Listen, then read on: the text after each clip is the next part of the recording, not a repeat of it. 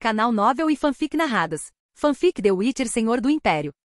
Capítulo 481. Quando um barão conhece um duque. O barão Cerad usava um extravagante chapéu de abas largas, cuja coroa era adornada com uma enorme pena de arpia. Sobre seus ombros, uma capa de pele de vison, e sua camisa de seda era bordada com padrões intrincados e refinados. Nos polegares e indicadores de ambas as mãos, ele usava enormes anéis de ônix. Esse traje luxuoso contrastava fortemente com a baronia árida que ele governava, um lugar tão pobre que recebeu o apelido de Poleiro do Corvo. Era fácil avaliar o tipo de homem que ele era só de olhar para ele. A voz e a maneira de falar do barão Cerad eram tão exageradas quanto seu traje. Os guardas baroniais que ele trouxe foram rapidamente derrubados no chão pelos Blue Strips, mas as tropas de elite não ousaram tocar no próprio barão. Claramente não era a primeira vez que o barão Cerad fazia algo assim. Em todas as ocasiões, ele se baseava em seu título para circular livremente entre os soldados. Na verdade, o único naquela unidade com quem ele precisava ficar de olho era Roche. Mesmo sendo apenas um plebeu de origem humilde, ele ainda era um confidente próximo do rei. Mas desta vez, os Blue Strips não exibiram a habitual expressão de constrangimento.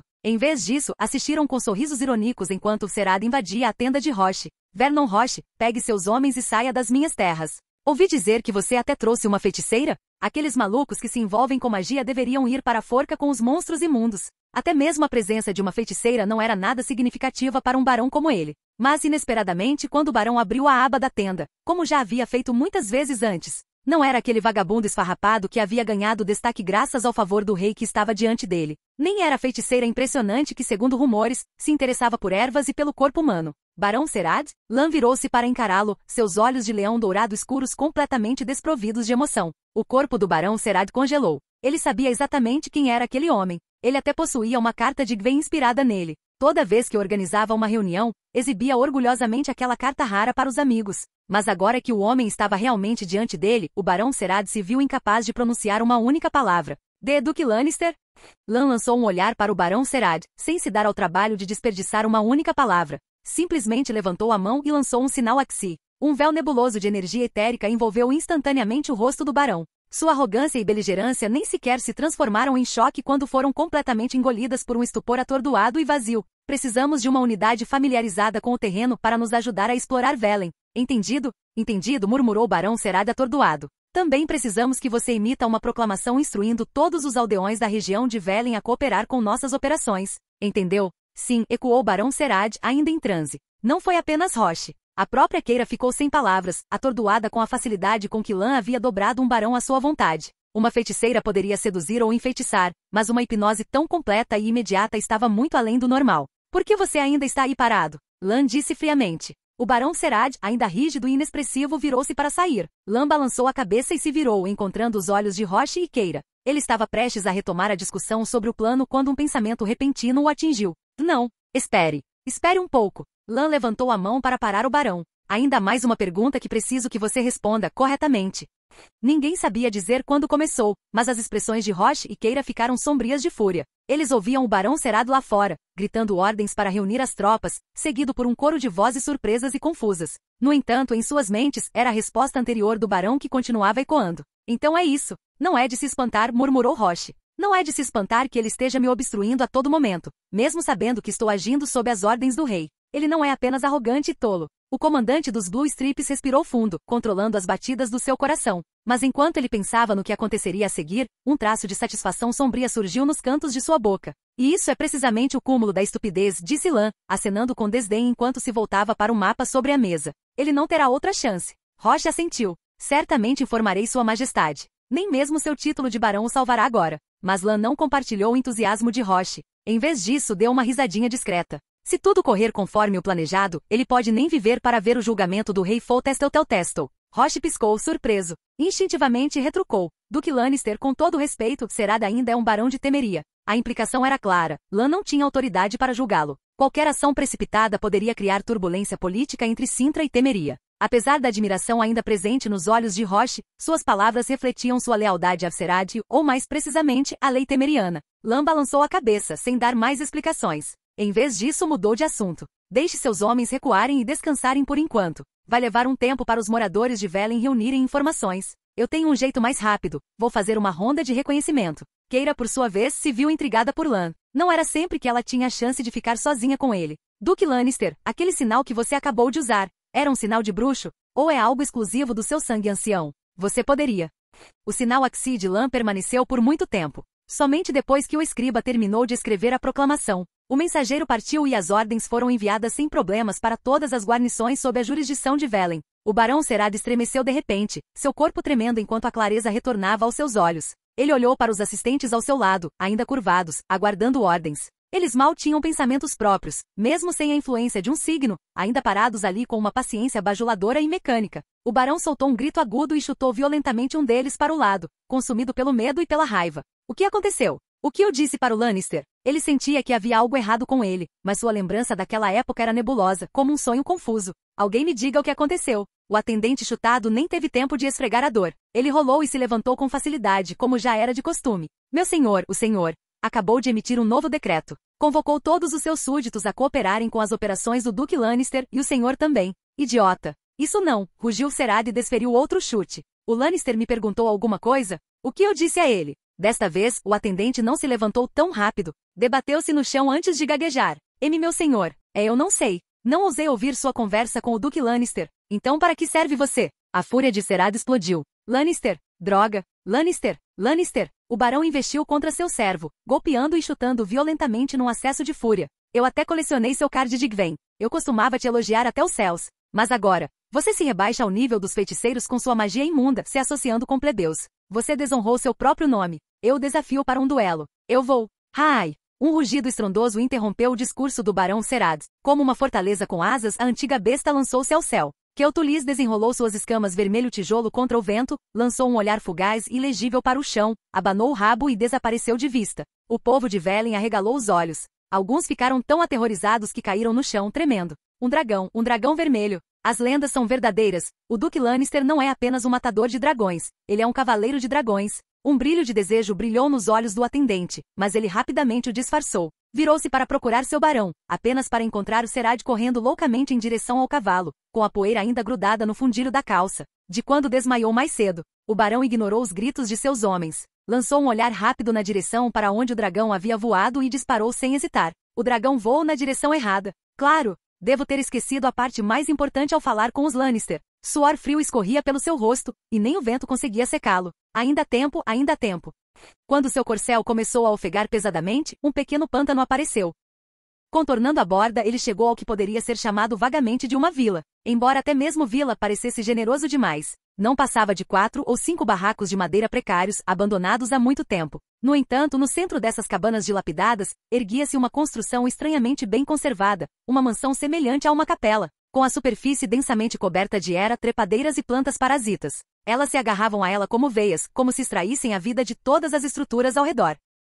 Capítulo 482. O sonho que devorou o sonhador. O barão Serad respirou fundo. Olhando para cima, viu o sol quase se pondo. Ao longo do caminho, nenhum monstro de Velen cruzou seu caminho. Nenhum afogador, nenhum gol, nenhuma bruxa aquática. Todos o evitaram. E ele sabia por quê. Uma dor lancinante de repente surgiu em sua mão. Runas estranhas brilharam brevemente em sua palma antes de desaparecerem. Droga! Serad gritou de dor. Naquele momento, as grandes portas de madeira da capela, que estavam firmemente fechadas, rangeram ao abrir sob alguma força invisível. Rangido. Aquele som longo e gemido ecoou pelo lugar vazio, em um lugar tão remoto, em uma ruína tão abandonada e com uma capela aparecendo. O que quer que tenha acontecido em seguida poderia facilmente pertencer a uma história de fantasma. No entanto, os olhos do barão Serad brilhavam com obsessão reverente. Sacudindo a dor na palma da mão, ele entrou rapidamente na capela. Incontáveis velas meio derretidas voltavam à vida a cada passo. As chamas fracas lançavam uma luz sinistra pela nave, e em cada fiapo daquele brilho, parecia que algo o observava. Mas o barão não deu atenção às sombras.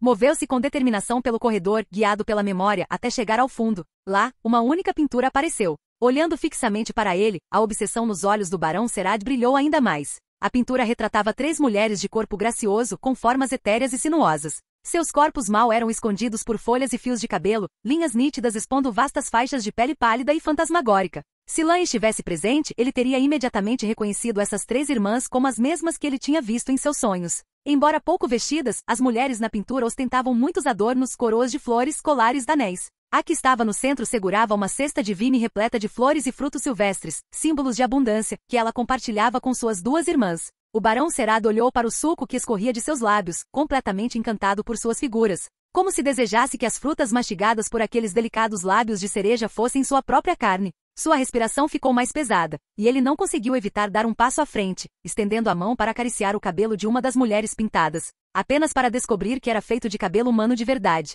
Você voltou de novo? Uma voz etérea ecoou de repente pelo corredor, como se fosse carregada por uma vasta caverna distante, mas persistente. Ainda não é hora da oferenda, pequeno barão. A voz era melodiosa, mas carregada de uma travessura provocante. Até os lábios da mulher pintada pareceram se curvar de divertimento, como se olhasse diretamente para Serad. Ou, você está esperando por outro tipo de recompensa? O barão Serad engoliu em seco e balançou a cabeça violentamente, agitando os braços de repente, animado. Senhoras da floresta, o exército de Foltestelteltesto está prestes a atacar. Nós sabemos. Você já nos contou, respondeu outra voz, esta, escorregadia e melosa, como mel extraído de uma flor muito murcha. Não pedimos para atrasá-los por mais alguns dias? Quando estivermos prontos, mesmo que todas as guarnições de Velen cheguem, elas acabarão sendo nada mais do que fertilizante para o pântano. Não, não. Desta vez é diferente, disse Serad com urgência. Desta vez é Lannister. Lannister de Cintra. Ele está aqui. As velas espalhadas pelo salão congelaram no lugar, e seu brilho parou abruptamente. A luz diminuiu mais do que um pouco.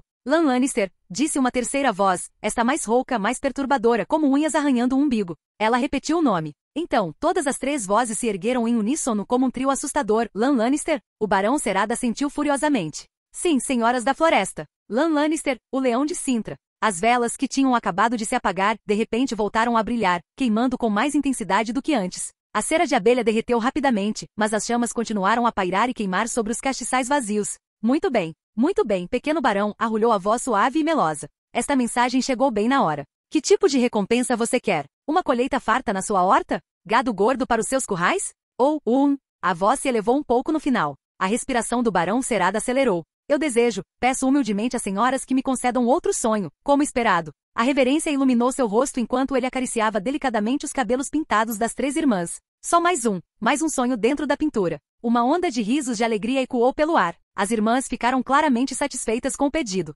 De novo. Ah, barãozinho, você é mesmo ganancioso, ronronou a voz rouca. Nesse caso, desta vez, decidimos fazer seu sonho durar um pouco mais, disse a segunda voz com voz rouca. E desta vez, nós três, juntos, Uno murmurou a terceira voz baixinho. O rosto de Serad se iluminou de alegria. Obrigada, senhoras da floresta. Obrigada pela sua graça. Ele não terminou suas palavras. Com um súbito render de mecanismos e magia, o chão sob seus pés cedeu e desabou. Em vez de mergulhar suavemente em um doce sonho como antes, o barão soltou um grito agudo enquanto caía pela rampa, seu corpo quicando em pedras irregulares até que ele ficou inconsciente antes mesmo de chegar ao fundo. No final da passagem, três figuras enormes, emaciadas e retorcidas, esperavam há muito tempo, com saliva escorrendo incontrolavelmente de seus lábios.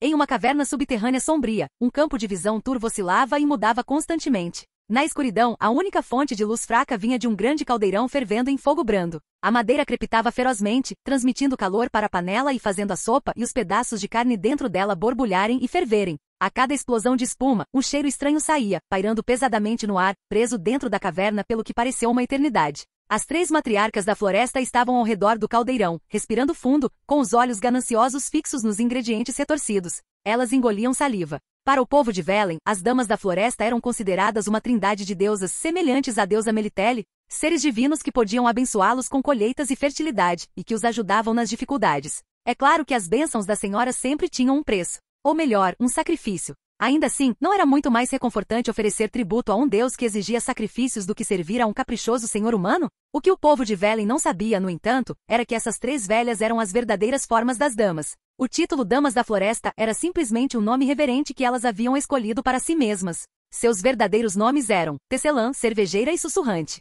Eles já existiam muito antes dos humanos pisarem no continente. E quando descobriram essas novas criaturas, ficaram encantados que os humanos pudessem ser úteis para eles. Então, rapidamente espalharam as raízes de sua fé. Naturalmente, os seres que antecederam a humanidade não se conformavam aos padrões humanos de beleza. Os retratos pendurados em sua suposta capela não passavam de disfarces, uma fachada para enganar o povo de Velen e fazê-lo reverenciar. Suas verdadeiras formas eram como apareciam agora. Grotesco. Distorcido. Víspes era a mais velha dos três. Seu pescoço era curto e grosso, sua cabeça redonda como um melão, mas seu corpo era magro como um graveto, com braços longos, semelhantes aos de um macaco, que pareciam grotescamente desproporcionais. Ela sempre carregava uma mochila pendurada no ombro, cheia de braços decepados. Parecia que um membro extra havia brotado de sua barriga, ninguém sabia de quem era a mão, nem mesmo de que tipo de criatura viera. Naquele momento, ela vasculhava a tábua de corte e finalmente encontrou uma orelha. Sem hesitar, pressionou-a contra a cabeça e fechou os olhos, ouvindo atentamente. Depois de um tempo, jogou-a na boca e começou a mastigar ruidosamente. Não ouvi nada. Aquele barãozinho ainda está cauteloso conosco. Não há muitas oferendas penduradas em seu poleiro de corvo, murmurou Sussurro balançando a cabeça. Se quer saber, todos os humanos em Velen deveriam me dar ouvidos. Aí eu saberia de tudo. Por que esperar o barãozinho nos contar que alguém com sangue ancião chegou a Velen? Em pé diante do cepo estava Brevis, imponente e inchada, como um javali empinado sobre duas pernas. Sua pele exposta era de um tom inquietante de rosa suave, coberta de rugas, dobras e feridas purulentas, como lodo purulento. Fiel ao seu nome, Brevis tinha um talento especial para preparar ingredientes, até mesmo imbuí-los de magia. Naquele momento, ela estava cortando com um cutelo enorme, golpeando com baques pesados e rítmicos. Não coma nada cru, irmã, ela repreendeu, visivelmente descontente. Não é saudável. Com um grunhido, ela jogou a cabeça decepada de Serad para o lado e atirou a carne recém-abatida no caldeirão, onde ela chiou e borbulhou, não na água, mas em sangue fervente e vermelho. Agora é isso que você chama de transmutação de caldo em carne. Capítulo 483, de bruxaria e caminhos de guerra. Veavis, a mais nova das 3 irmãs, estava na beira do caldeirão, com os olhos fixos na carne fervente, engolindo em seco. Entre eles, ela era a que parecia mais humana. Seu corpo lembrava o de uma mulher idosa e frágil, pelo menos à primeira vista. Isto é, se pudéssemos ignorar o enxame de moscas zumbindo constantemente para fora de suas órbitas oculares semelhantes a colmeias. Os pequeninos que voam para longe da sua cara parecem adorar o cheiro deste caldo. Brevis riu animadamente, olhando para Veavis. Esta vai ser uma bela sopa. Vispes lambeu o sangue dos dedos e assentiu entusiasticamente. Um senhor de Velen, sangue de barão. Um ensopado feito com essa carne nos ajudará a comungar melhor com a floresta e a terra, especialmente contra o sangue ancião. Eu o criei com tanto cuidado por todos esses anos. Esperava guardá-lo para o próximo Sabá das Bruxas, compartilhá-lo com Imlerite rosnou Veavis. E agora o comemos cedo demais, que desperdício. Brevis deu de ombros, despreocupada. Não vai demorar muito para termos algo melhor. Sangue ancião. Suas palavras fizeram Sussurro, que estivera pensativo, a sentir ansiosamente novamente. Ela encarou o caldeirão borbulhante, murmurando para si mesma, não podemos deixar Imlerite e a caçada selvagem compartilharem o sangue ancião. É delicioso demais. Enquanto suas irmãs já estavam sonhando acordadas, babando de expectativa, Veavis finalmente desviou o olhar do ensopado. Mas mesmo com uma panela cheia do caldo do pequeno barão, não será tão fácil lidar com o sangue ancião, não é? Vispes inclinou a cabeça, pensativa. É verdade. O rosto de Brevis se contorceu de irritação com as dúvidas das irmãs sobre sua culinária. Mas, depois de resmungar por um tempo, ela finalmente cedeu com um suspiro. Ela ergueu uma das mãos enormes, cada uma terminando em apenas 3 dedos grossos, e apontou para Vispes. Pelo que você ouviu, irmã, este sangue ancião é mais forte do que o esperado. Um ensopado de barãozinho não vai resolver. Veavis coçou a colmeia zumbidora no rosto e declarou firmemente. Então vamos preparar mais alguns potes. Reúna todos os pequeninos de Velen. Estamos falando do sangue ancião. Dizem por aí que ele ficou forte o suficiente em poucos anos para exterminar um exército inteiro sozinho. Se o deixarmos crescer, quem sabe o quão poderoso ele se tornará. Veavis deu um tapinha na barriga. Já cuidamos de Velen por tempo suficiente. Agora é hora da colheita. Embora Veavis fosse a mais nova dos 3, tanto Brevis quanto Vispes respeitavam sua sabedoria. O sangue ancião vindo aqui sozinho, que oportunidade. Só o que acaba em nossas barrigas realmente nos pertence. As 3 irmãs gargalhavam na caverna, preparando seu banquete grotesco enquanto fantasiavam sobre pratos ainda mais deliciosos. Suas risadas ecoavam sinistras, alegres e cheias de ameaça. Mas enquanto eles se deleitavam com seu triunfo, uma pequena sombra surgiu na escuridão, correndo em direção às profundezas da caverna. Algo está errado. Pouco antes da figura desaparecer completamente, Vispes, sempre com os sentidos aguçados, percebeu a anomalia. Ela apontou um dedo para o fundo da caverna e gritou furiosamente. Aquele pirralho está aqui para causar problemas de novo. Como ele conseguiu encontrar esse lugar? A sombra em fuga congelou por uma fração de segundo. Seu movimento cuidadoso e furtivo mudou instantaneamente, não mais se escondendo, agora fugindo a toda velocidade. Veavis reagiu imediatamente. Com o movimento do braço, ela se desfez em um redemoinho de escuridão no mesmo instante. Inúmeros corvos irromperam das profundezas da caverna, seus gritos frenéticos agitando um vento sombrio que varria o covil subterrâneo. Johnny, desta vez não vamos deixar você falar besteira.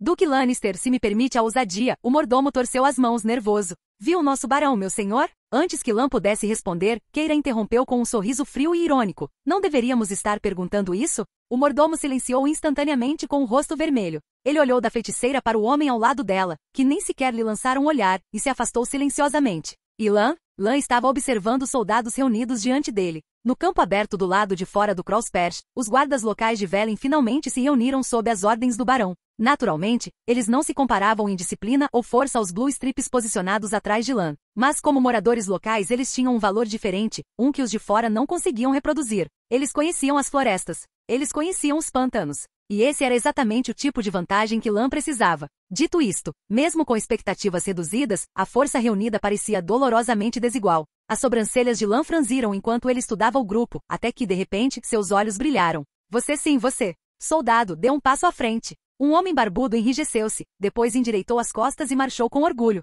Philip Stranger, tenente da guarda de Velen, reportando-se ao Duque Lannister. Sua voz soou alta e clara, cheia de força e espírito. Lan estudou o homem à sua frente por um instante. Quanto mais olhava, mais familiar ele lhe parecia, e então teve certeza, havia encontrado o homem certo. Na linha do tempo original, após a invasão de Nilfgaard, o Barão Serad fugiu em desgraça. Velen, sem um governante, caiu em novas mãos, as do homem à sua frente, Philip Stranger. Entre os soldados locais de Velen, Felipe exercia considerável influência. Ele aproveitou a oportunidade, assumiu o controle do Poleiro do Corvo e logo se coroou governante de fato de toda a região. Por causa de seu temperamento violento e maneiras brutais, Philip mais tarde seria conhecido como Barão Sangrento. Mas o homem por trás daquele título extravagante tinha verdadeira habilidade. Assim que assumiu o controle de Velen, rapidamente assumiu a responsabilidade pela região. Após alguns confrontos acalorados com Nilfgaard, iniciou negociações e um cessar-fogo, pondo fim ao caos que ameaçava a vida da população. Quando uma paz frágil retornou, os aterrorizados habitantes da cidade logo perceberam algo surpreendente. Apesar dos estragos da guerra, a vida sob o comando de Philip era melhor do que jamais havia sido sob o comando do Barão Serad. Eles descobriram que, embora o Barão Sangrento certamente gostasse dos luxos de sua posição, ele tinha uma característica essencial. Ele não se intrometia desnecessariamente. Ele viveu bem, mas deixou os outros em paz, e isso por si só o colocou muito acima de 99% dos nobres do continente. Claro, o oficial ali parado agora era visivelmente mais jovem do que o Barão Sangrento das lembranças de Lan. Pelo menos, sua barba ainda não havia ficado branca. E mesmo que algo tivesse acontecido ao Barão Serad, não havia como o atual Velen ainda sob controle temeriano. Deixar um oficial de baixa estirpe como esse chegar ao poder. Este Philip não se tornaria o Barão Sangrento. No máximo, seria o Tenente Sangrento. A menos que o destino lhe tenha dado um caminho diferente, como que se abre diante dele agora. Depois de chamar Philip, Lan passou a olhar mais uma vez sobre o resto dos soldados do Perto do Corvo, com a testa franzida. Infelizmente não havia nenhum outro homem no grupo que parecesse remotamente apresentável. Bem então, Tenente Philip, disse Lan, parece que você é o único em quem posso confiar isso. O peito de Philip se encheu de orgulho com essas palavras. Como um temeriano estacionado mais próximo de Sintra, ele ouvirá muitas histórias sobre o Leão do Norte. E há muito tempo invejava a famosa carta colecionável de Gwen que supostamente estava em posse do Barão Serad. Dê-me suas ordens, Duque Lannister. Lan assentiu. Você já deveria saber por que a comandante Roche está aqui, para exterminar a criatura que espreita nas profundezas de Velen, aquela que se disfarça de Deus da Floresta. Eu tinha planejado designar seus homens para coletar informações sobre o monstro, mas isso não será mais necessário. Em breve estaremos travando uma guerra contra eles. Sua tarefa é evacuar os moradores próximos, afastar todos dos pântanos e florestas, manter os civis longe do perigo. Philip congelou ao ouvir essas palavras, e uma expressão preocupada tomou conta de seu rosto. Mas o Duque Lannister, Velen não é nada além de pântanos e florestas. É exatamente por isso que preciso que você descubra. Lan gesticulou em direção ao Blue Strips atrás dele, com a implicação clara. Em circunstâncias normais, ele nunca confiaria naquele bando de desajustados locais. Você sozinho. Pode cumprir esta ordem, Tenente Philip? Philip respirou fundo. Eu consigo, Duque Lannister. Mas depois de uma breve pausa, ele hesitou novamente e perguntou cautelosamente. Duque Lannister, posso perguntar? Aproximadamente quantas tropas você está planejando mobilizar contra as Damas da Floresta? A questão não são os nossos números, respondeu Lan, balançando a cabeça. São os deles. Você é de Velen. Não me diga que não sabe que as damas tiram sua força das próprias florestas e pântanos. Philip corou. Nunca prestei muita atenção a toda essa baboseira mística, e mesmo quando a ouvia, nunca pensei que fosse real. Bem, agora você tem a chance de ver com seus próprios olhos, disse Lan, balançando a cabeça novamente. Quanto às nossas forças, direi apenas o seguinte. Ele apontou para o céu. Ela é uma das nossas aliadas. Philip olhou para cima, confuso. Do alto, uma enorme fortaleza voadora surgiu através das nuvens, caindo em direção a eles como um meteoro. Skraa rugido. Claramente acostumada a dominar os céus de Marrakon, Keltulis era profundamente apegada ao seu próprio senso de majestade. Toda vez que aparecia, insistia em se anunciar com um rugido estrondoso, recusando-se a pousar até ver os rostos aterrorizados dos pequenos mortais abaixo. Saskia certa vez tentou convencê-la a desistir, mas o dragão vermelho respondeu apenas com um sermão solene. Humanos temem dragões.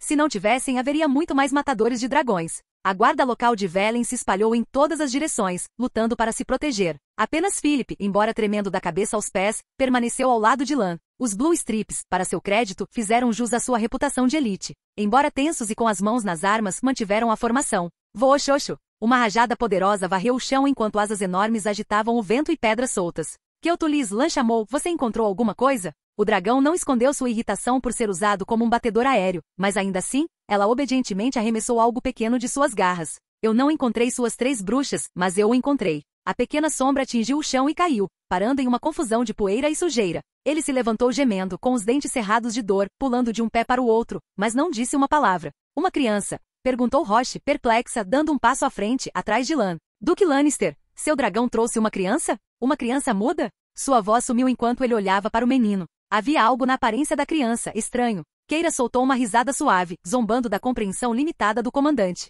Oh, isso não é uma criança, comandante Roche. Ele pode ser mais velho que seu avô. Este é um pequeno deus.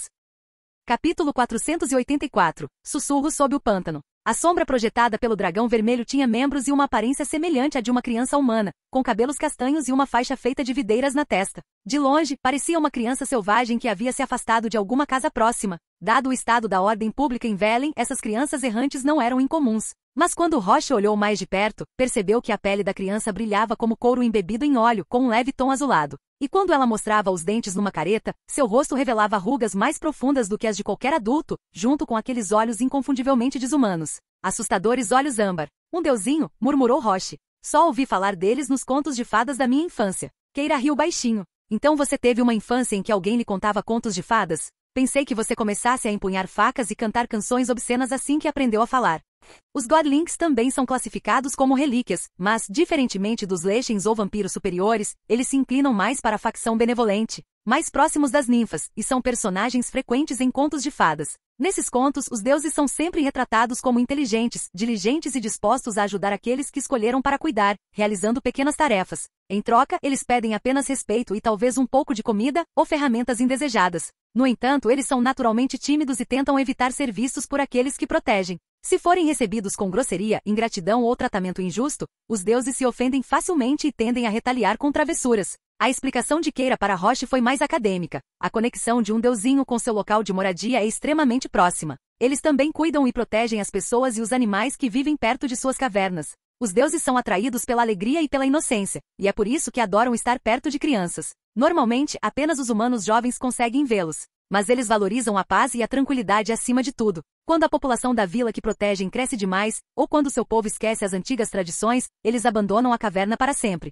rumo a algum destino desconhecido. Keira deu de ombros. É provável que a província de Velen seja o único lugar em toda a Temeria onde os deuses ainda podem viver. Roche, no entanto, ficou intrigado. Você disse que eles vão para um destino desconhecido, onde eles geralmente acabam. Keira destruiu impiedosamente sua ideia romântica. Esse tal destino desconhecido é só algo que os adultos contam para as crianças. A maioria dos deuses que vão embora estão, na verdade, mortos. Em alguns casos foram os adultos que mataram. O sempre severo e frio comandante dos Blue Strips ficou parado como se tivesse sido atingido por um raio. Lan riu e deu alguns tapinhas no ombro de Roche para consolá-la. Pelo que eu sei, há uma deusa vivendo em Novigrad também, embora eu nunca tenha conseguido encontrá-la. Mesmo assim, isso só mostra que essas criaturinhas têm seus próprios truques de sobrevivência. Mas, em comparação com antes, a vida definitivamente ficou mais difícil para eles. Lan balançou a cabeça. Mas esse é o preço inevitável do progresso humano, os contos de fadas desaparecendo e a realidade tomando o lugar deles. Se Roche se sentiu confortada ou não, Lan não sabia dizer, mas o deusinho diante deles ficou ainda mais agitado depois de ouvir as palavras de Lan,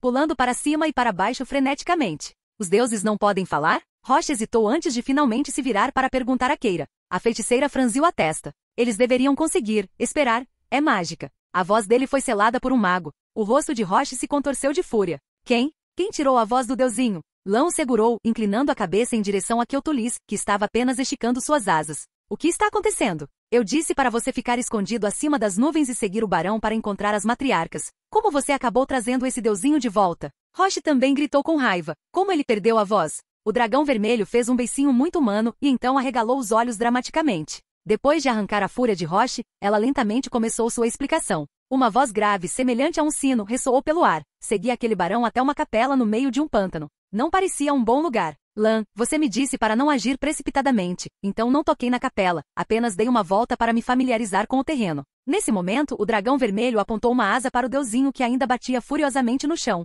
Então, de repente, uma coisinha saiu rastejando de um túnel, com um enxame de moscas e corvos atrás dela. Ouviu gritando algo como socorro, e as bruxas vão massacrar a floresta. Isso despertou meu interesse, então o agarrei para levá-lo embora. Mas então os corvos e moscas que o perseguiam de repente se voltaram contra mim. O dragão vermelho lançou um olhar zombeteiro. Eu incendiei a maioria deles com uma única rajada, mas as moscas restantes foram direto para a boca dele, e foi assim que ele ficou assim.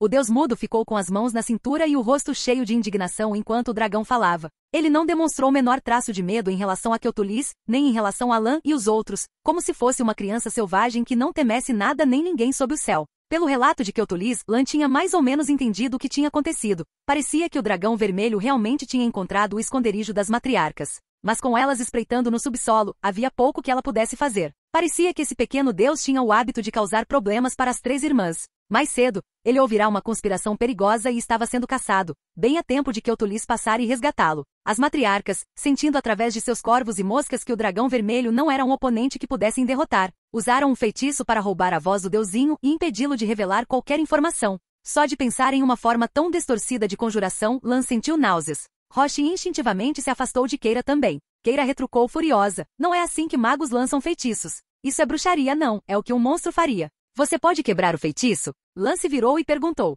Keira pareceu em conflito. Não é o mesmo sistema mágico. Não consigo anular a maldição diretamente, mas talvez eu consiga abri-la de outro ângulo. É difícil? Pode haver alguns efeitos colaterais, disse Keira, fazendo um pequeno gesto com os dedos. O deusinho imediatamente pulou, disparando para a esquerda e para a direita antes de finalmente se esconder sob a asa do dragão vermelho. Lan riu e balançou a cabeça. Com um aceno de mão, Kyotulis gentilmente ergueu a asa, revelando o pequeno deus encolhido atrás dela. Relaxe. Eu tenho um jeito que não envolve nenhum tratamento brusco, tranquilizou Lan, caminhando até o deusinho. Ele se agachou e estendeu a palma da mão esquerda. Tenho uma habilidade que pode curar qualquer ferimento e quebrar qualquer maldição, mas ela só pode ser usada uma vez, e apenas em uma pessoa. Se você confia em mim, não resista quando começar. Tudo bem? Qualquer outra pessoa acharia tal afirmação ridícula em um cenário como este. Mesmo que eventualmente concordasse, seria por medo ou desespero. Mas os deuses eram diferentes. Eram criaturas naturais, atraídas pela inocência e pureza das crianças, nascidas com a capacidade de sentir a verdadeira bondade. O deusinho torceu o nariz. Comparado ao homem de lenço azul parado atrás, este homem loiro emanava uma sensação ainda mais calorosa e reconfortante. Ele era confiável. A pequena mão esquerda hesitou por um momento, então alcançou a palma de Lan. Entre as pedras brutas mágicas e artefatos mágicos absorvíveis saqueados da ilha Tanned, muitos permaneceram depois de reservar o que Mosezak precisava para seus experimentos e reservas padrão. O resto foi absorvido por Lan. Eles foram convertidos em pontos de habilidade. No entanto, Lan não se apressou em gastar tudo em habilidades do sistema. Após adquirir 2 habilidades principais, condutores de magia e euforia, nenhuma das habilidades restantes lhe ofereceu um aumento de poder verdadeiramente transformador. Ele preferia guardar os pontos para mais tarde para construir a futura cavalaria Griffin ou contratar uma nova geração de bruxos, uma vez treinados, enviando-os por todo o país, enquanto ele se sentava confortavelmente no Palácio Real de Sintra e colhia a experiência que fluía através do sistema de seguidores. Mas Lan tinha outro uso pretendido. Contratar todos os tipos de raças não humanas estranhas e monstros por todo o continente para compartilhar suas características raciais únicas. Ele não pretendia usar outra habilidade absurda como a Imortal e de Regis, ou tipo de habilidade única como o Corpo Miasmático e de Raymond. Mesmo que fosse algo como a habilidade daquela família Troll que aumentava passivamente o físico em uma porcentagem acumulada no corpo atual de Lan, o aumento seria assustador. Só isso já valeu várias melhorias de habilidade. Mesmo que nenhuma característica especial aparecesse, seguidores extras ainda poderiam ser enviados em missões para ganhar experiência. Não havia desvantagens de qualquer forma. Atualmente Sintra já havia começado a reunir monstros raros e raças não humanas, tanto aberta quanto secretamente. Lan também planejava levantar formalmente o assunto na próxima Assembleia de Sintra, assim que todos os reinos do norte estivessem presentes. Afinal, Sintra agora se promovia oficialmente como um estado racialmente igualitário, com cidadãos compostos por humanos, dríades, elfos, anões, halflings, dragões e muito mais. Abraçar a inclusão só reforçava essa imagem. E o Godwin de hoje era um dos alvos de contrato pretendidos por Lan desde o início. Uma reviravolta feliz nos acontecimentos. Ele abriu a interface do sistema. Um ponto de habilidade foi consumido, desbloqueando um novo painel de seguidores. É seguidor contrato iniciado. A barra de experiência aumentou, drenando recursos até parar no limite de 2 dígitos. E seguidor, Johnny. Raça Godwin. Nível 1. Traço. Discernimento instintivo. XP 0.000. HP 50-50. MP 100-100. Inventário. Faixa de cabeça de videira de hibisco, shorts anestésicos. Slots de habilidade. Veterano da selva. Coração do trapaceiro. Insight social avançado. Herbalismo intermediário. Estudos ocultos intermediários. Conhecimentos gerais básicos. Missão atual, nenhuma. Compartilhando a característica do seguidor. É característica compartilhada. Discernimento instintivo. Discernimento instintivo. O portador dessa característica pode perceber intensamente as correntes emocionais ocultas nos pensamentos dos outros e é especialmente sensível à extrema boa vontade ou malícia. Capítulo 485, onde os sussurros outrora permaneciam. Não havia muito a dizer sobre as estatísticas básicas do Godwin. Este era de longe o seguidor mais fraco que Lan já havia contratado. Nem tão forte quanto Milva quando ele a conheceu, e naquela época, a garota ainda era uma caçadora de recompensas faminta e meio selvagem. Mas a característica do Godwin era interessante. Este discernimento instintivo não era uma característica voltada para o combate, mas, na sociedade humana, podia transformar alguém com zero habilidade social em um mestre da interação. Para alguém como Lan, que estava destinado a governar, era uma ferramenta excepcional para avaliar subordinados e colaboradores. Afinal, não importa o quão poderoso você seja, ninguém gosta de ratos e vermes tramando no escuro. Por outro lado, o Godwin sentiu claramente a onda de genuína boa vontade irradiando de Lan.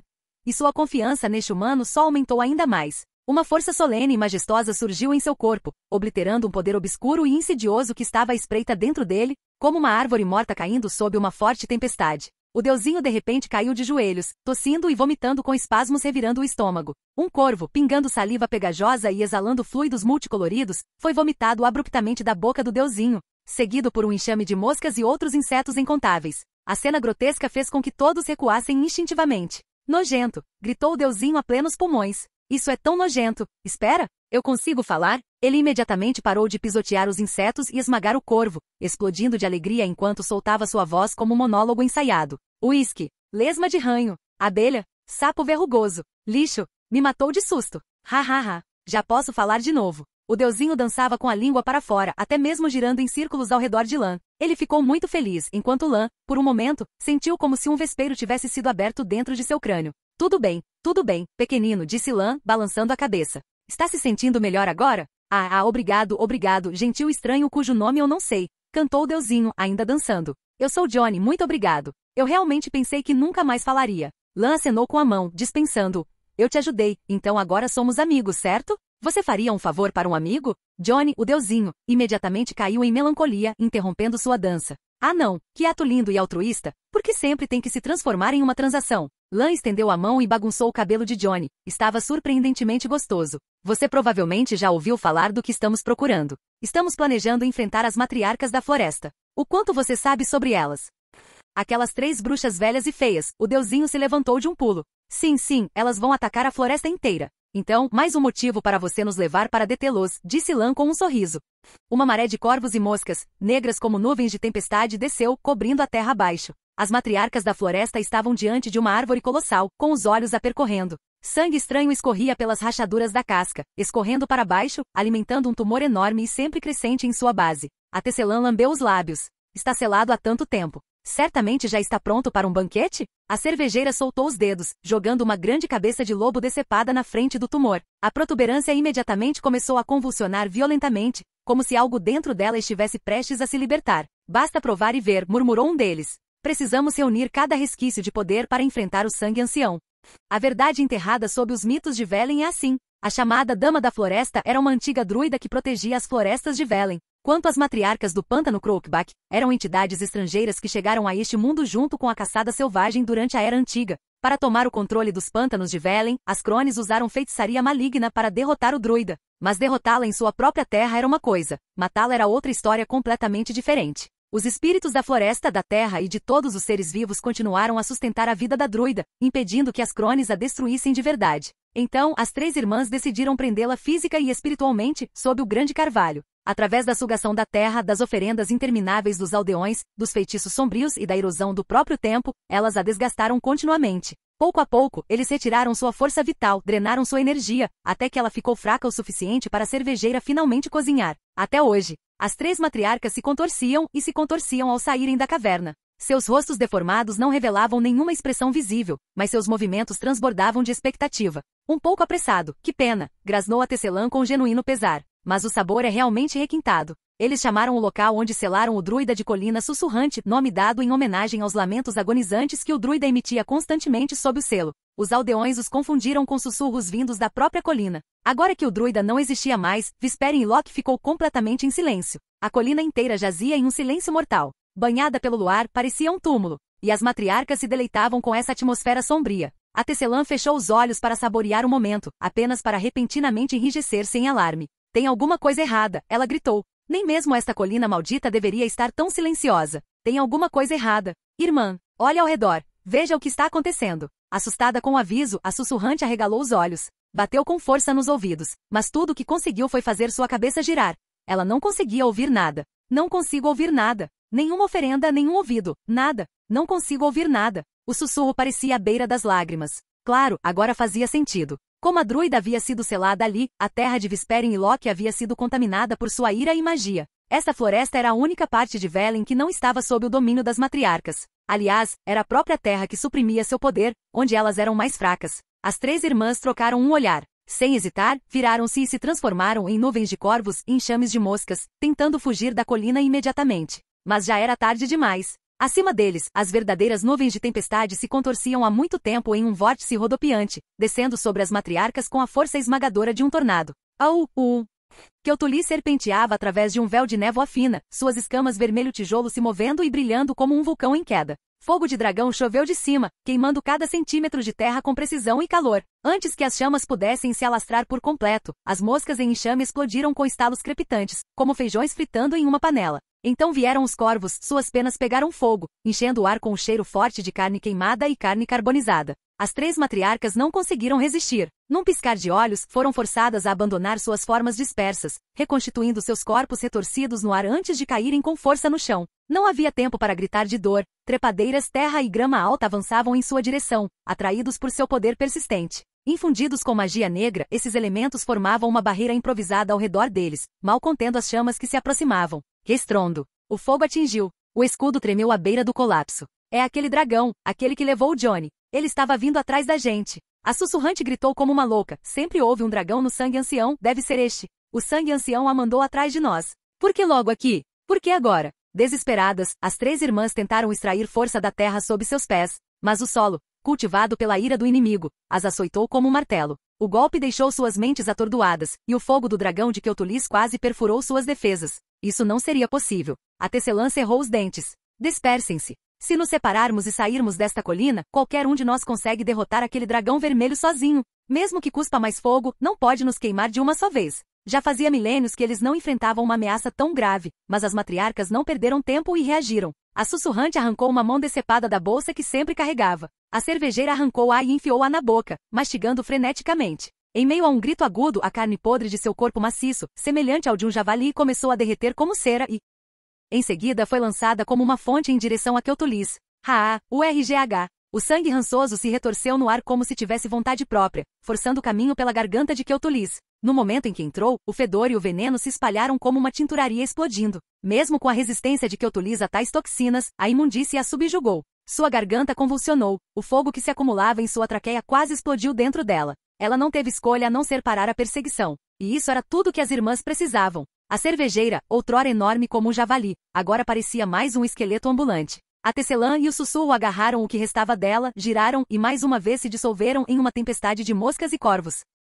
Capítulo 486. Caça às bruxas. Bruxas. Keotulis engasgou violentamente, tossindo chamas na boca. Uma torrente abrasadora de calor irrompeu como um pilar, eliminando até o último vestígio do fedor e do veneno. O dragão vermelho agora estava realmente enfurecido. Sua fúria explodiu como uma nova onda de fogo de dragão, ainda mais feroz do que antes, varrendo toda a cordilheira das colinas sussurrantes. Mas desta vez, as três matriarcas não estavam pensando em revidar. Elas estavam fugindo, puramente por instinto de sobrevivência. Mesmo com as chamas se espalhando como um mar pela terra, a maioria dos corvos dispersos conseguiu se libertar. Com as asas batendo freneticamente, a borda da colina sussurrante surgiu à vista. E então, bang! Assim que chegaram ao último trecho de céu além da colina, um selo mágico violeta brilhante surgiu do chão. O corvo mais rápido se chocou contra o que parecia ser uma parede invisível. Sangue e penas explodiram no ar como uma chuva carmesim. Então, runas em forma de ampulheta emergiram do vazio, seguidas por uma cascata de relâmpagos que irrompeu para fora, engolfando todo o rebanho. Sinal de Irden, explosão mágica? Uma enorme formação Irden foi lançada sobre toda a colina sussurrante, uma armadilha mágica tão vasta que nem uma única mosca conseguia escapar. Dezenas de arcos de relâmpagos caíram de todas as direções, rasgando o rebanho escuro, até que Eutulis hesitou. Não havia mais espaço para intervir. As bruxas zigue-zagueavam, colidindo com a rede mágica repetidamente, tentando encontrar uma saída, mas o dano implacável as subjugava. Com vários gritos agudos e torturados, as 3 irmãs finalmente perderam suas formas aéreas e reapareceram no ar, bang, bang, bang, caindo com força no chão. A Brevis, gravemente ferida, ficou completamente imóvel. Quem? Quem é? Sangue ancião. A tecelã tossiu e cambaleou, coberta de sujeira. Por que nos atacar? Somos as damas da floresta, as protetoras de Velen. Ainda tentando blefar, ela gritou. Viemos aqui para expurgar o espírito maligno de Vesperen e Loki. Todo o verdadeiro povo de Velen sabe disso. O sussurro ecoou seu grito. Todo o verdadeiro povo Velen sabe disso, sangue ancião. Não obtive resposta. Em vez disso, um estrondo mais profundo e pesado começou a se espalhar sob seus pés. Poeira e pedrinhas ricocheteavam violentamente no chão. Com tremores estrondosos e rítmicos, uma nevasca repentina se abateu sobre nós. Primeiro incêndio. Agora neve. Vesperen e Loki foi amaldiçoado com uma catástrofe hoje. As 3 irmãs congelaram. Eles se viraram lentamente em direção à fonte dos tremores, na direção oposta à do dragão vermelho. Ali, erguendo-se da terra, estava outra montanha, brilhando com um penetrante brilho azul-gelo, caindo em direção a eles como uma geleira em colapso. Meu Deus! Seus ouvidos foram estilhaçados pela explosão repentina, uma pressão ensurdecedora que os fez cair em uma névoa de vertigem e quase surdez. No borrão, eles vislumbraram uma pequena figura empoleirada no ombro do gigante de gelo, acenando freneticamente, absolutamente emocionada. Ha ha ha! Meu Deus!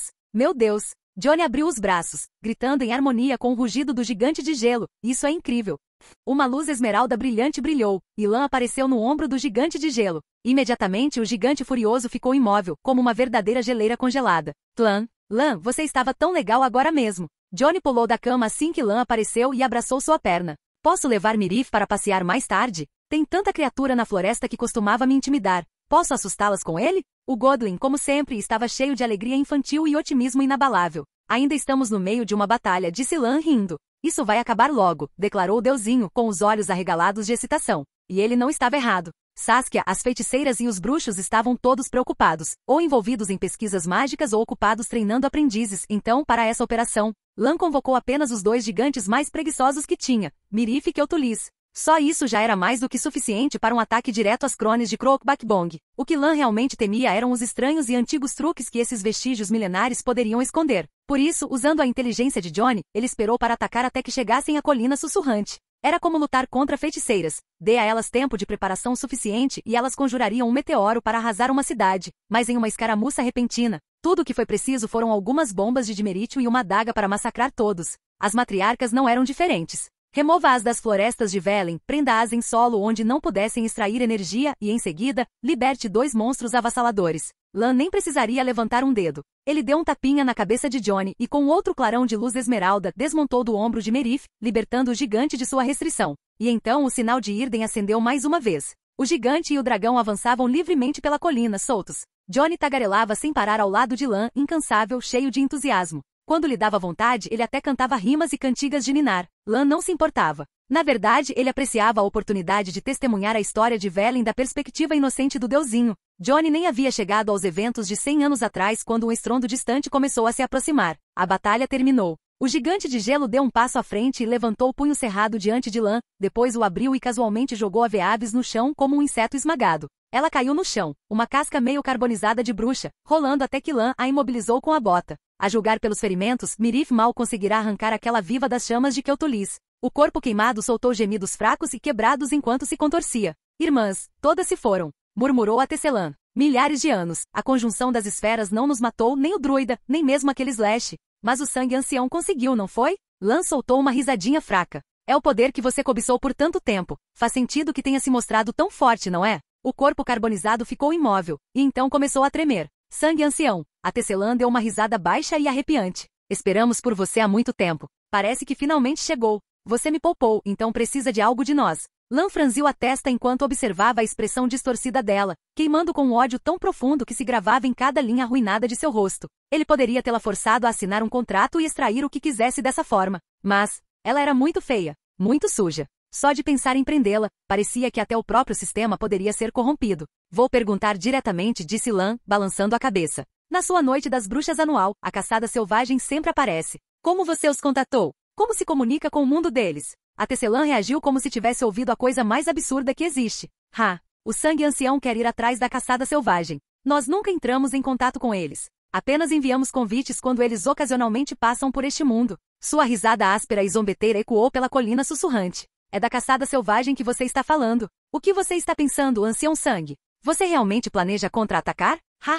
Cough, cough. Lan franziu a testa novamente. Um leve sussurro surgiu dentro dele, sua recém-adquirida característica, discernimento instintivo, despertou um pressentimento. Ela não estava mentindo. O vínculo entre as damas da floresta e a caçada selvagem era completamente unidirecional. Por meio de interseções cósmicas aleatórias ou por sorte ritual, elas enviavam seus convites, e então simplesmente esperavam a cada ano que a caçada as agraciasse com sua presença. Sim, eles conseguiram manter a conexão dessa forma, mas as matriarcas estavam sempre do lado receptor, nunca no controle. Aquilo era uma má notícia. Ele tinha vindo até aqui para nada? Então, de repente, um lampejo de percepção surgiu na mente de Lan. A reunião sempre acontece no mesmo lugar, não é? Perguntou ele, agora com a voz afiada. Por que você escolheu esse local? Ele tem um significado especial para a caçada selvagem? A risada selvagem da tecelã cessou abruptamente. Ela ficou em silêncio. Então começou a tossir de novo, resmungando bobagens, tentando disfarçar. Mas era desajeitado, transparente. Outro sussurro de intuição surgiu na consciência de Lan. Ele estava certo. Então é a localização. Lan estendeu a mão para ela. Nesse caso, você não é mais útil. Antes que a tecelã pudesse implorar por sua vida, uma onda de chamas irrompeu da palma de Lan, quente o suficiente para derreter pedra. Sinal de Igni, piromaníaco, explosão mágica? Johnny estava observando tudo de perto. Enquanto o inferno rugia, ele recuou alguns passos para evitar o calor, bateu palmas e gritou: sim, sim, a velha bruxa finalmente morreu. Lan, você vai para a Montanha Careca agora, certo? Eu sei o caminho, posso te levar lá. Capítulo 487, Sementes da Invasão. Uau! Com um poderoso bater de asas, Kyotulis cortou as nuvens. Depois de montar no gigante de gelo, Johnny sentou-se animadamente no ombro do dragão vermelho, gritando alegremente mais uma vez. Felizmente, tanto o dragão vermelho quanto o gigante eram notavelmente tolerantes com o deusinho. Merif adquiriu a sabedoria de um druida, e o dragão vermelho, talvez durante sua longa vida, parecia ter encontrado esses seres inocentes antes. Suas disposições já eram amigáveis e, com o comando de Lan, o Godlin realizou em um único dia o que nunca havia conseguido em toda sua longa vida. Lan, chegamos.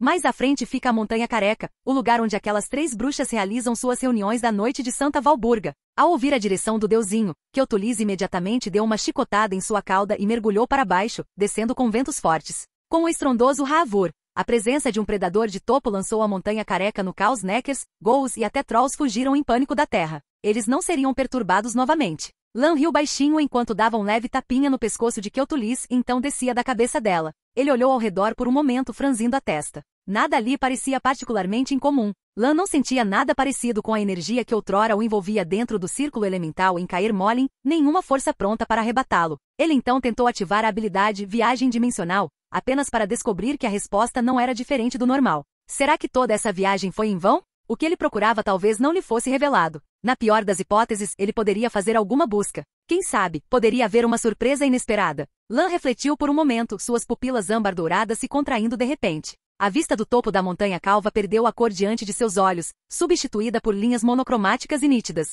Foram os sentidos de bruxo, há muito negligenciados. Com seu nível de força atual, não havia muita necessidade de confiar em uma percepção tão apurada. O Leão do Norte conseguia usar força bruta para superar a maioria das situações. Mas desta vez, a habilidade há muito adormecida realmente revelou algo incomum no pico da montanha. O cume árido apresentava traços claros de manipulação e arranjos artificiais. Lan chamou o deusinho para ajudar na busca mais aprofundada. A maioria das pistas que encontraram eram restos de fogueiras, banquetes selvagens ou outras atividades indescritíveis. Assim que ele franziu ainda mais a testa diante de tudo isso, Johnny de repente gritou surpreso: Lan, tem algo realmente especial aqui. Lan seguiu a voz, mas antes que pudesse fazer qualquer movimento, o poder adormecido dentro de seu corpo de repente começou a ferver por conta própria. Partículas de luz verde esmeralda começaram a girar ao seu redor involuntariamente. Os olhos de Lan se arregalaram em choque. Era o poder do sangue ancião, algo nunca antes visto. Ele havia despertado. Ele se virou rapidamente na direção que Johnny apontava. Parecia chão firme, mas agora ele sabia que definitivamente não era tão simples assim.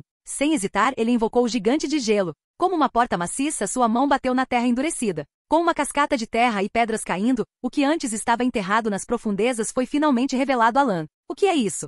Algo em forma de cone rolou para fora com um estrondo. À primeira vista, parecia ter sido forjado em aço, mas ao olhar mais de perto, ficou claro que era orgânico, uma estrutura queratinosa, gravada com sulcos espiralados e padronizados. Embora agora estivesse coberto de terra e cascalho, sua antiga beleza, comparável à de uma obra de arte, ainda era evidente. Lan segurou-o com cautela. O toque era suave e frio, como uma pedra preciosa de primeira qualidade. Ao mesmo tempo, o sangue ancião dentro dele surgiu com tanta intensidade que quase fervia. As partículas esmeraldas brilhantes se uniram completamente em um único fluxo, envolvendo seu corpo como fitas esvoaçantes, como se o incitassem a agir. Pesando o item em sua mão, Lan de repente teve uma ideia. Após um breve momento de reflexão, ele cerrou as duas mãos e, com um estalo agudo, quebrou o raro artefato espiralado ao meio, sob o olhar atônito de Johnny. Johnny, segure isso. Se eu conseguirei retornar do outro lado, se eu conseguirei retornar, depende inteiramente desta coisa, disse Lan enquanto jogava metade do cone espiral para o deusinho. Os pontos de luz ao seu redor não se dissiparam. O poder dentro dele permaneceu plenamente desperto.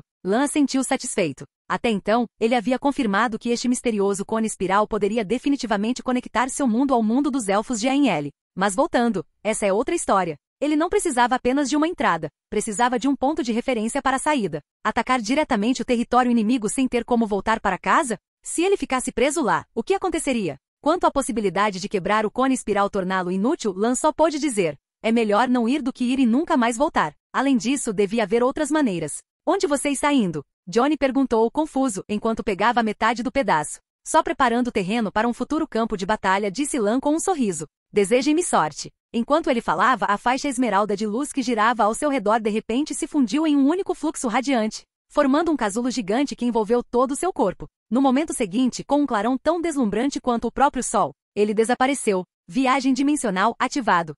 Lan adentrou o reino astral pela primeira vez. Diante dele estendia-se uma vasta e nebulosa extensão de cal cinzento, onde apenas estrelas cintilantes ofereciam um tênue senso de direção. Mas quando ele focou seu olhar, ficou surpreso ao descobrir que cada uma daquelas estrelas era, na verdade, um mundo independente. Mais perto dele, quase roçando no mundo de onde ele veio, estavam 4 esferas enormes, cada uma composta de terra, fogo, água e vento. Ao sentir a presença de Lan, eles se mexeram levemente. Mas assim que o reconheceram, rapidamente se afastaram circulando como satélites pelo mundo de Lan, até desaparecerem de seu campo de visão.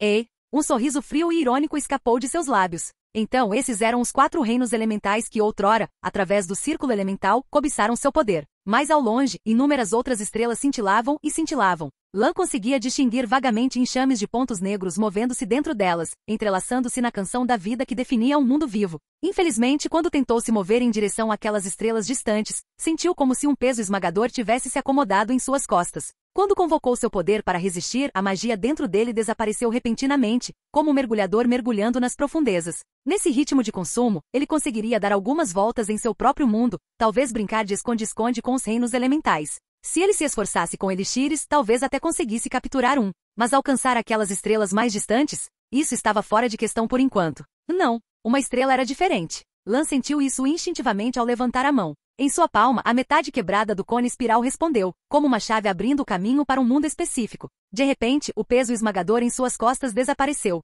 e com um simples pensamento, ele deixou seu lugar para trás. Primeiro veio o flash de luz. Então a escuridão. Lan abriu os olhos, atordoado, lutando para se adaptar à desorientação da primeira travessia. Sua visão clareou lentamente. Ele se levantou de um salto e observou os arredores. Algo rangeu sob suas pesadas grevas de aço. Ele olhou para baixo. Osso, um crânio, uma tíbia, costelas, fêmur, pelvis. Parecia que ele estava caminhando por um enorme ossário, um campo de batalha que antes estava encharcado de sangue. Esses ossos deviam pertencer aos derrotados. Afinal, só os vencidos ficaram sem tempo para enterrar seus mortos. Lan não viu sinal dos inimigos que eles enfrentaram. Estranhamente, os ossos ainda estavam frescos, ainda não desgastados pelo tempo ou pelo vento. Já fazia algum tempo desde que esses guerreiros morreram, mas não o suficiente para que a decomposição se instalasse por completo. Lan não se preocupou em pensar há quanto tempo estavam mortos ou o que os matara. Seu objetivo já havia sido alcançado. Ele havia cruzado para outro mundo, o mundo dos elfos de Ainel. Fechando os olhos, Lan sentiu exatamente como esperado. As marcas de teletransporte em Ciri, Geralt e House foram todas suprimidas por uma força invisível. No entanto, em meio àquela teia contida de sensações, uma marca antes ilusória de repente se iluminou. Um sorriso irônico surgiu nos lábios de Lan. Era a marca no comandante da caçada selvagem Eredin. Vou deixar você viver um pouco mais, sussurrou Lan. Ele havia confirmado que conseguiria alcançar o mundo dos Ainel. A peça crucial do quebra-cabeça estava agora nas mãos. Isso significava que não havia necessidade de apressar mais nada. Tudo o que restava era esperar pacientemente o nascimento do filho de Ada. Assim que isso acontecesse, e ele reunisse os 6 portadores do sangue ancião, ele, Ciri e as 3 irmãs Dríades, eles poderiam canalizar o poder do tempo e do espaço juntos. Com isso, abririam um enorme portal interdimensional e trariam seu exército através dele. Quanto ao tamanho que essa batalha deveria ter, essa era uma questão que exigia um planejamento cuidadoso. Afinal, mesmo os elfos Aes Sedai que ainda viviam no mundo de Lan não conseguiam dizer claramente quão grande era a população de seus parentes, ou como eles estavam distribuídos. Se eles pudessem varrer e eliminar o inimigo com um único ataque, isso seria o ideal. Mas se as coisas não saíssem como planejado, se suas habilidades fossem expostas cedo demais, alarmando outro grupo de seres viajantes pelo mundo, isso poderia causar uma confusão para a qual ele não estava preparado. E ele ainda tinha Nilfgaard para se preocupar. Acho que vou voltar por enquanto. Capítulo 488. O inimigo do meu inimigo tem cascos. O chão tremeu levemente sob ele. Lan ajoelhou-se e colocou a mão no chão. Ele conhecia muito bem essa vibração. Cavalaria. Não muitos, quase 100. Provavelmente uma patrulha ou grupo de reconhecimento. Lan examinou os arredores novamente reconsiderando. Era um campo de batalha. 1 ou 2 corpos desaparecidos, ou mesmo 100, não causariam muito alarme. Se ele pudesse pegar 1 ou 2 para interrogatório e extrair alguma informação, então na próxima vez que ele retornasse a este mundo, ele estaria muito mais preparado. Ele examinou as ruínas ao seu redor, então se virou e se escondeu na cobertura de paredes quebradas e estruturas desmoronadas. Lembrando-se das técnicas de assassinato que havia aprendido nas conversas com Leto e os outros, ele acalmou a respiração e desapareceu nas sombras. E então ele percebeu que havia avaliado mal a situação. O que surgiu não foi cavalaria.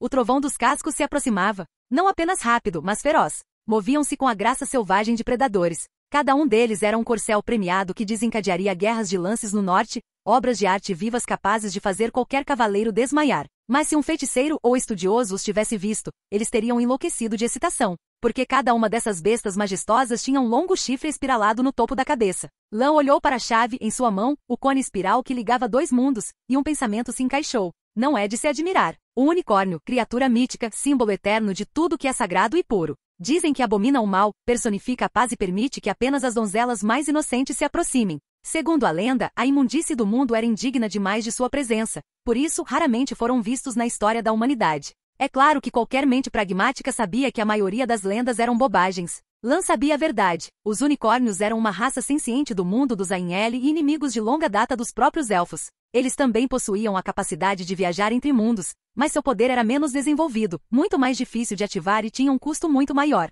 Nem de longe tão estáveis ou precisos quanto os Ainel já foram, ou como os portadores do sangue ancião eram agora. E os chamados unicórnios vistos ao longo da história humana? Apenas potros jovens, andarilhos acidentais, incapazes de controlar seu poder. Lan também sabia que após perder o acesso ao sangue ancião, os Ainel começaram a caçar unicórnios em massa. Os unicórnios haviam se tornado uma das principais ferramentas da caçada selvagem para atravessar mundos. O inimigo do meu inimigo é um aliado em potencial. Lan coçou o queixo. Talvez a chave para invadir o mundo dos Ainel esteja com esses unicórnios.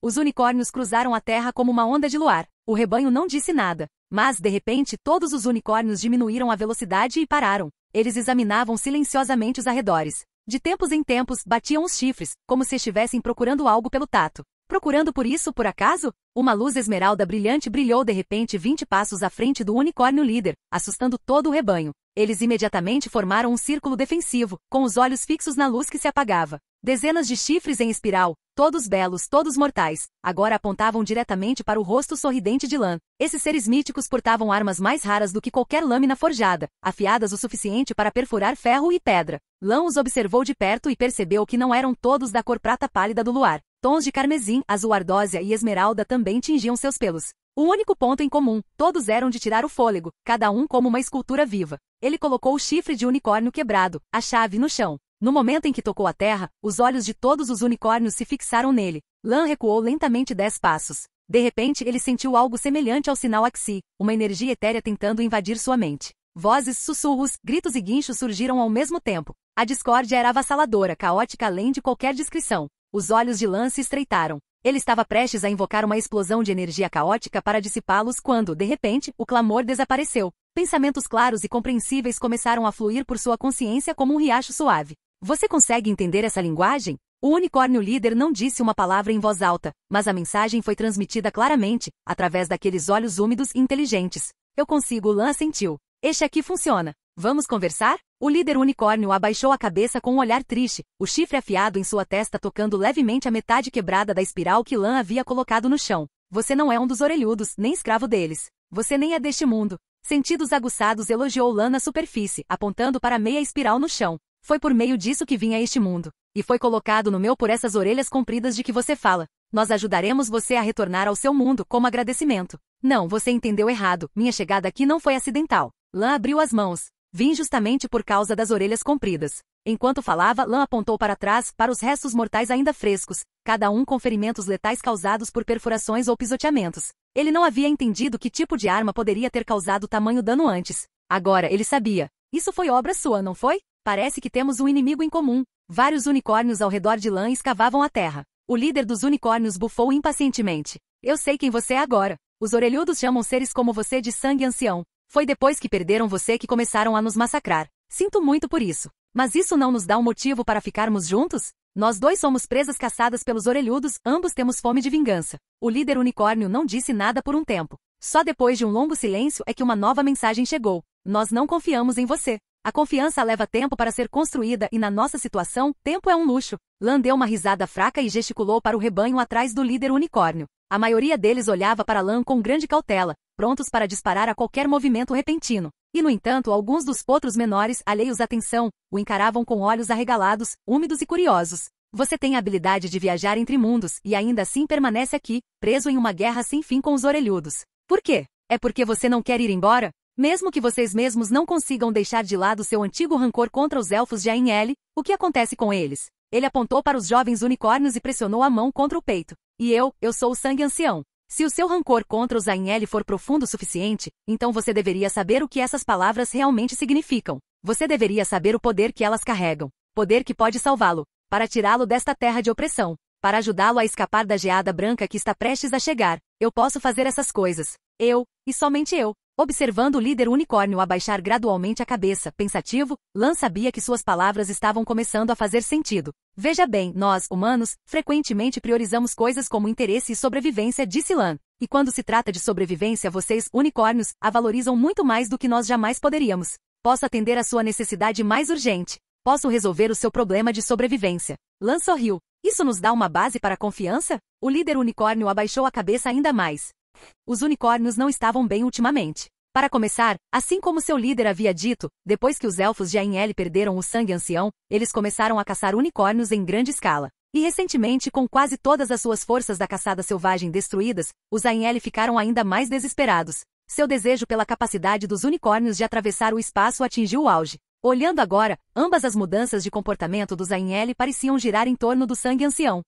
Lan pensou por um momento e então declarou solenemente, as ações deles são imperdoáveis. Não se preocupe, eu vou te ajudar. Seu tom era sincero. Em outro mundo, eu tenho um exército. Mas antes de lançar um contra-ataque, preciso entender como suas forças estão distribuídas. Preciso que você me diga tudo o que sabe. Os unicórnios não eram apenas inteligentes, mas também notavelmente claros em seu raciocínio e lógica. Após um momento de contemplação, o líder unicórnio transmitiu uma única e crucial informação a Lan. Eles não deixaram este mundo há muito tempo. Aquela frase significou muito.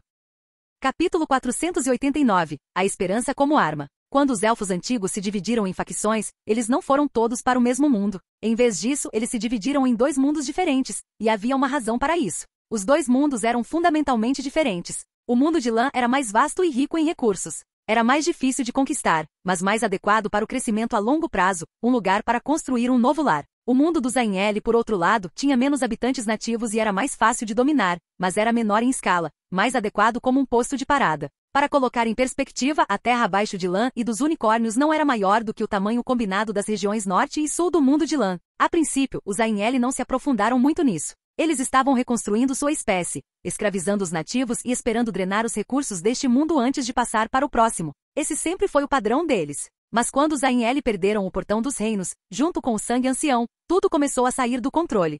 Havia um traço distintamente humano de zombaria na mensagem telepática do líder unicórnio. Eles estão presos aqui. Os elfos de Ainel têm vida longa, cada um que atualmente reside neste mundo tem vários séculos de idade. Os elfos Ainel são altamente habilidosos em magia, eles possuem equipamentos mágicos totalmente militarizados nos níveis mais básicos, tornando seus soldados individuais notavelmente poderosos. Os elfos Ainel vivem com lazer. Com um vasto número de escravos, os elfos são totalmente livres do trabalho braçal, livres para se dedicarem totalmente à busca pela magia ou pelas artes. Mas eles estão presos neste mundo, como um bando de canários mimados, abandonados por seus donos, penas douradas, vozes lindas, e ainda assim, a comida e a água dentro da gaiola acabam a cada dia que passa. No passado, seu único meio de reabastecer recursos era a caçada selvagem, aquela força que saltava entre dimensões e que sustentava a maioria das necessidades de sua civilização. E mesmo isso não foi suficiente. A população élfica de Ainel continuou a diminuir, a ponto de eles deliberadamente desviarem alguns de seus magos para se concentrarem em atividades menos exigentes, como a arte. Até mesmo sua longa guerra com os unicórnios, além da coleta de materiais raros, carregava uma intenção silenciosa de reduzir seus próprios números. Mas agora a caçada selvagem havia desaparecido, esmagada por Lan. Lan ergueu uma sobrancelha incrédulo. Então você está me dizendo que, mesmo que não fizéssemos absolutamente nada, aqueles orelhudos acabariam selando o próprio destino aqui? O líder unicórnio balançou a cabeça com um toque de consternação. É por isso que eles se tornaram mais implacáveis em sua caça, desesperados para formar uma nova força de ataque. E eles ainda têm 2 poderosos orelhudos que chamam de sábios. Se os sábios se moverem ao lado de suas legiões de cavaleiros, não teremos como resistir. Lan fez uma pausa e então se aventurou cautelosamente. Então, e se eu levasse todos vocês para o meu mundo? Sem vocês, os elfos de Ainel estariam realmente presos, não é mesmo? O líder unicórnio abaixou a cabeça, pensativo. Então seus olhos começaram a brilhar. Você realmente consegue fazer isso? Os unicórnios não podiam deixar este mundo. Ou melhor, a maioria deles não conseguiu. Eles possuíam a habilidade de atravessar o espaço, mas esse dom racial não era algo que todo unicórnio poderia despertar ou exercer livremente. Mesmo aqueles que o despertaram não tinham forças para suportar uma migração completa de sua espécie do mundo dos Ainel para o mundo próximo de Lan. No máximo, apenas uma dúzia de unicórnios conseguiria fazer a viagem. Um número tão pequeno chegando a um mundo estrangeiro seria suicídio. E o líder unicórnio nunca foi capaz de tomar a decisão de abandonar o resto do rebanho. E mesmo que chegassem a um novo mundo, a ameaça da geada branca ainda não estaria lá? No final, eles estariam correndo em círculos. Naquela época, os unicórnios vieram para cá com a ajuda dos elfos Ainel, na esperança de escapar da geada branca. Naquela época, os Ainel ainda eram amigáveis com os unicórnios que possuíam poderes semelhantes. Isso mudou quando os elfos perderam o controle sobre o espaço-tempo. E quando descobriram que, embora nem todo unicórnio pudesse viajar entre mundos, o corpo de cada unicórnio continha material imbuído de poder espaço-temporal. Agora, o olhar do líder unicórnio ficava cada vez mais radiante enquanto ele olhava nos olhos de Lan. Mas Lan voltou a pensar, aparentemente rejeitando a proposta que acabará de fazer. Assim que a expressão do líder unicórnio começou a mostrar sinais de urgência, Lan finalmente falou. Você disse que, embora os Ainel não possam migrar como um todo, certos indivíduos, como sábios ou os antigos líderes da caçada selvagem, ainda podem alcançar meu mundo, certo? E isso deve ser possível. Então não podemos contar com eles desaparecendo completamente por conta própria. Mas se continuarmos a lhes dar um fio de esperança, se os fizermos perseguir o amanhecer por tempo suficiente, eles se esgotarão. E quando atingirem o limite? Lan imitou bater o punho direito na palma da mão esquerda. Atacaremos como um trovão e os eliminaremos de uma vez por todas. O líder unicórnio pareceu perplexo. Conseguirá acompanhar a conversa até então, mas quando se tratava de táticas e guerra, seres tão naturais estavam completamente perdidos. Então, seu exército não está vindo para cá? Lan ficou em silêncio novamente por um momento. Então seu rosto se abriu em um sorriso largo e brilhante. Não, não são. Na verdade, acabei de perceber que talvez eu nem precise do meu exército para desencadear esse ataque relâmpago. Encontrei uma maneira muito mais fácil de lidar com eles. E o que vou ganhar com isso? Vai superar em muito custo. Só me resta uma pergunta. Localizei este mundo usando o chifre do seu companheiro caído, que ele descanse em paz. Então, você pode mudar as coordenadas deste portal interdimensional? Movê-lo do topo da montanha para algum lugar, um pouco mais animado? Desta vez, o líder unicórnio entendeu imediatamente. Podemos criar uma coordenada espacial inteiramente nova. Sua resposta transbordou confiança. Qual o tamanho que você quer que esse portal tenha? Nevascas assolavam as cristas irregulares das montanhas. Um grupo de crianças quase adultas, sob os berros de Coin e dos outros bruxos, balançavam suas espadas de treinamento de madeira no ritmo dos comandos gritados, equilibrando-se precariamente em apoios estreitos enquanto repetiam os movimentos dos instrutores repetidas vezes. Acima, feras poderosas, parte águia, parte leão, ocasionalmente voavam pelo céu, interrompendo o treinamento das crianças com malícia brincalhona, quase levando os bruxos a sacar o aço. Felizmente, eles não machucaram os aprendizes. Este era Caer Seren, o campo de treinamento dos bruxos. Um grifo com pelo marrom dourado pairava alto no céu, examinando a terra abaixo, quando seus olhos de repente se iluminaram, avistando um clarão esmeralda brilhante acendendo-se no topo do pico nevado. A figura de Lan apareceu ao lado de Coin, mas antes que ele pudesse falar, o grifo real mergulhou direto nele sem se conter. Coin observou o grão-mestre da Ordem dos Bruxos absorver casualmente toda a força do impacto da fera, brincando com ela como se não passasse de um filhote. Ele não conseguiu evitar um leve sorriso. Há quanto tempo, Lan? Lambert se aproximou com uma arrogância preguiçosa. Ora, nosso Duque Lannister. O que o traz ao acampamento de treinamento de Caer Seren hoje? Veio aqui para recrutar mais filhotes para a escola do leão? Espera aí, tem um deusinho aí do seu lado? Sério, por que você continua trazendo vira-latas estranhos com você? Envolto em um casaco pesado, Jon ergueu os punhos pequenos. Eu não sou um vira-lata esquisito, gatinho. Cuidado, senão eu te ensino uma lição. Eu tenho amigos poderosos, sabia? Lan revirou os olhos e ignorou Lambert. Virou-se para Coin e deu-lhe um tapinha no ombro. Preciso usar o dispositivo de comunicação aqui. Cuide do Jon por mim enquanto isso. Coin assentiu sem objetar. Lan caminhou direto para a fortaleza Griffin sob os olhares reverentes dos aprendizes e entrou no laboratório mágico. Tio Mosezak, estou pegando emprestado seu comunicador. Vá em frente, gritou a voz do velho druida 2 segundos depois, de trás de uma porta selada de uma câmara. Ele nem se deu ao trabalho de sair para olhar para Lan. Lan, familiarizado com o local, entrou em outro compartimento. 4 cristais, cada um do tamanho de um punho, estavam montados sobre 4 pilares de pedra. Abaixo deles, bases de metal arcano forjadas com ligas condutoras de magia sustentavam a estrutura, todas conectadas por linhas e runas intrincadas. Lan colocou a mão sobre um dos cristais e lentamente canalizou sua magia para ele. Uma tela de luz cintilante logo flutuou diante dele. De dentro dela vinham vozes fracas, uma conversa entre uma jovem e um homem mais velho. No momento em que a cortina de luz foi ativada, a voz da mulher vacilou, apenas por um segundo, e depois ganhou velocidade. Ela claramente havia percebido algo. Ela encerrou a conversa apressadamente e, após o som de passos rápidos, pareceu chegar a um lugar mais isolado. Ouviram-se alguns tilintares e sons de violino, e então o rosto de uma mulher apareceu na tela. Uma feiticeira de cabelos curtos com um vestido preto decotado. Seus olhos irradiavam confiança e arrogância, como se estivesse preparada para desprezar tudo ao seu redor. Mas no momento em que viu Lan, ambas as emoções desapareceram como neve sob o sol, substituídas pela reverência. Duque Lannister. Fringilla Vigo lançou-lhe um olhar rápido, depois baixou o olhar com a mesma rapidez. Desculpe a demora, eu estava falando com meu tio. Ele ainda não sabe sobre nós. Ainda não encontrei o momento certo para contar a ele. Então é melhor se apressar. Artorius Vigo é uma peça fundamental no nosso plano.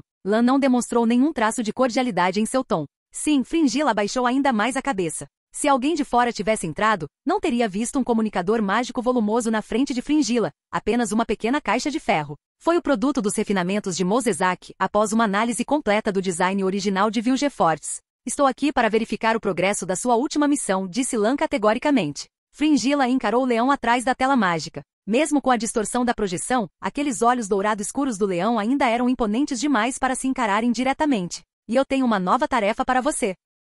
Capítulo 490. A queda começa de dentro. A voz de Fringilla Vigo fluiu lentamente da tela brilhante à sua frente. As coisas não estavam indo bem para Nilfgaard ultimamente, ou melhor, não para Enlir Varemres. Ele era o imperador supremo do Império do Sol Negro, e foi ele quem expandiu Nilfgaard de uma mera província para o reino gigantesco que agora dominava todo o sul. Sob seu governo, o poderio militar do Império havia crescido a uma escala mais assustadora do que qualquer outra na história da humanidade. Um gigante militarista como esse certamente causaria medo em todos os reinos, grandes ou pequenos, do continente. Afinal, ele continuava devorando tudo ao seu redor para se fortalecer, e nunca ficava satisfeito. Mas quando a expansão dessa nação foi interrompida, as coisas não pareciam mais tão gloriosas. Há muitas vozes dentro do Império agora, relatou Fringilla. Os nobres há muito se cansaram da guerra. Eles não podem aceitar uma campanha que aumenta indefinidamente o prestígio de Enlir, mas que lhes traz pouco em troca. Quem mais agita a situação é o Duque Joaquim de Vett, que você pessoalmente libertou do campo de batalha. Os soldados comuns outrora apoiaram Enlir, tendo experimentado as recompensas da guerra e da glória.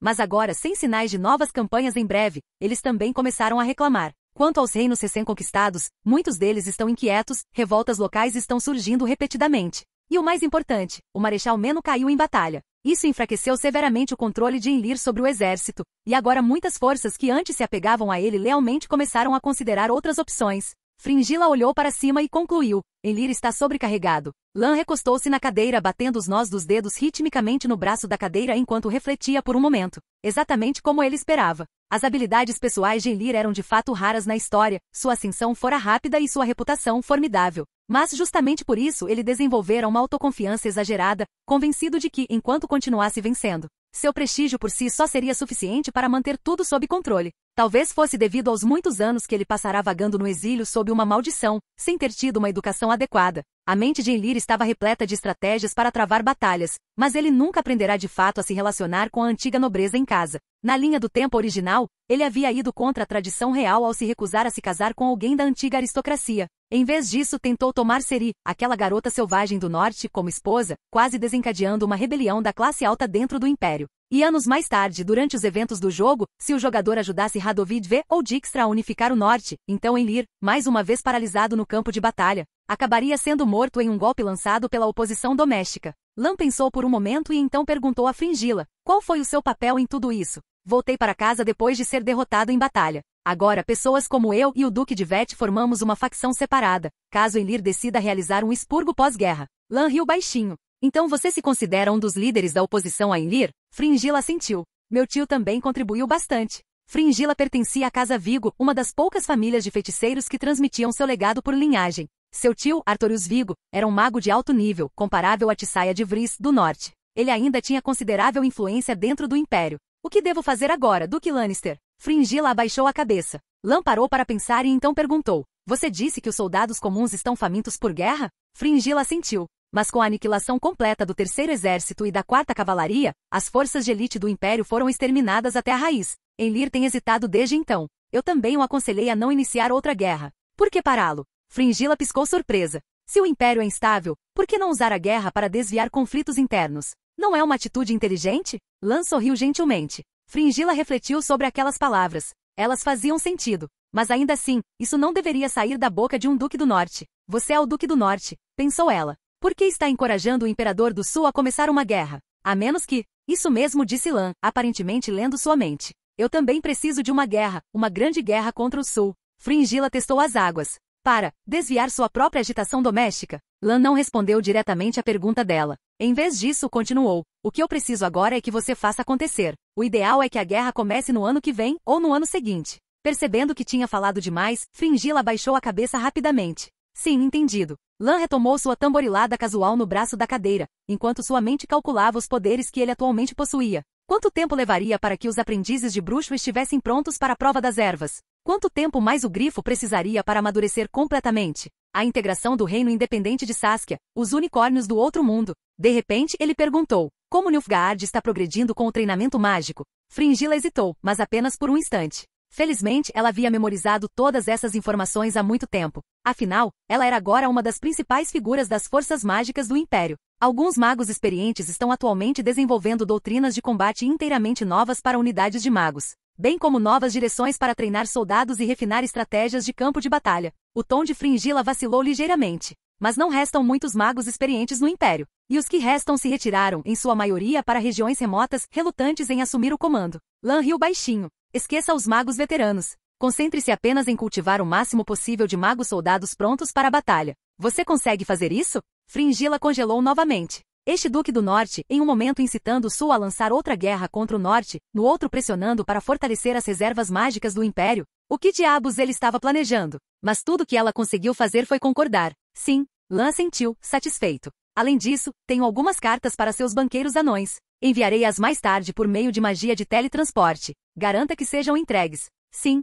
O Império do Sul estava agitado pela inquietação, com correntes ocultas girando sob a superfície. E o Norte também não estava particularmente pacífico. Sintra, a capital real, ao lado do círculo de teletransporte. 100 guardas reais vestidos de aço e liderados pessoalmente pelo comandante da Guarda do Leão, House, formaram um perímetro estreito, separando o círculo da multidão além. Mas isso pouco fez para conter a curiosidade das pessoas.